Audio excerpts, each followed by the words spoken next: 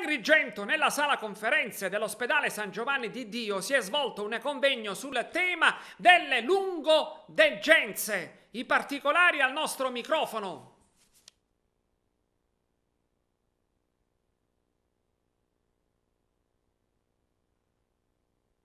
Oggi è la quinta sessione delle giornate agrigentine di lungodegenza e riabilitazione. Questa sessione odierna è dedicata ad argomenti che affrontano la riabilitazione del soggetto con lesioni cerebrali, quindi dell'ictus cerebrale,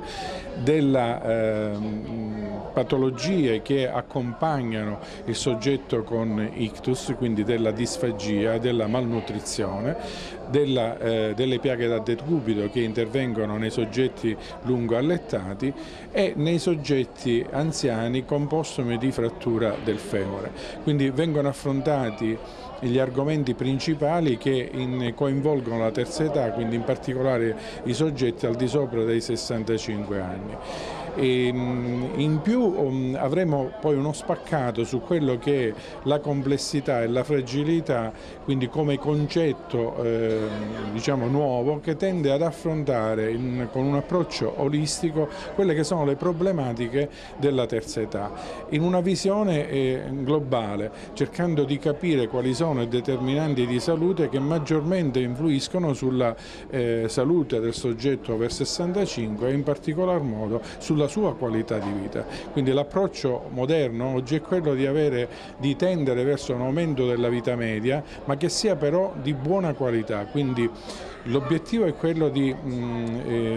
fare in modo che gli anziani siano anziani attivi e in buona salute. Noi ci occupiamo nella giornata odierna di portare a conoscenza dei medici, soprattutto medici di famiglia, ma anche degli altri colleghi ospedalieri che si occupano della problematica del paziente con deficit motori, post-ictus, ma anche da altre patologie. Oggi abbiamo l'onore e il piacere di avere qua degli illustri universitari che vengono dall'Università di Catania, il professore Pennisi, che è il direttore della scuola di specializzazione, il quale ci parlerà di un argomento estremamente attuale, che si parla della incontinenza nei pazienti post-ictus, che è un argomento estremamente importante, e di quella che è la terapia per questi tipi di pazienti. Fino a qualche anno fa questi erano dei pazienti che portavano solamente del catetere a permanenza e non c'era più altra terapia. Oggi il professore Pennisi, ma anche presso l'ospedale nostro, la nostra urologia tramite il dottore Roppolo, avremo la possibilità di ridurre i pazienti portatori di catetere con l'introduzione di una nuova metodica, che sarebbe l'infiltrazione di una sostanza che sarebbe il botulino. Questo botulino viene infiltrato, il detrusore viene infiltrato anche sul collo vescicale e ne riduce l'incontinenza. Oggi parliamo anche di ortesi, cioè tutti quei rimedi che fanno sì che il paziente che sia stato colpito da ictus possa avere la possibilità di raggiungere un grado di autonomia. Oggi parliamo anche di malnutrizione in questi pazienti che sono presso i nostri reparti, che sono il reparto di lungodegenza dell'ospedale di Agrigento, che è un reparto di nuova insorgenza, è diciamo materia quotidiana. Sono dei pazienti che vengono da altri reparti dove hanno già una storia, un'odissea di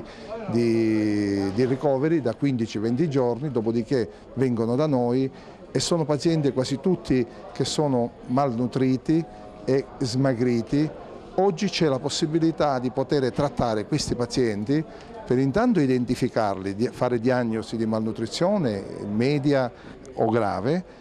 sia dal punto di vista dell'esame obiettivo, ma anche dal punto di vista biomorale, andando a dosare determinate sostanze, ma nello stesso tempo anche intraprendere una terapia idonea. terapia idonea che va dall'utilizzazione di alcuni presidi affinché questi pazienti possano mangiare e possano deglutire e quindi facilitare la deglutizione con delle tecniche particolari che vengono svolte sia da noi medici che dai logopedisti, ma anche nei casi gravi poter utilizzare anche dei sondini nasogastrici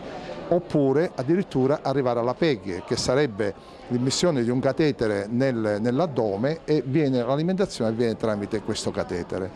Diciamo che nella nostra provincia portare questi illustri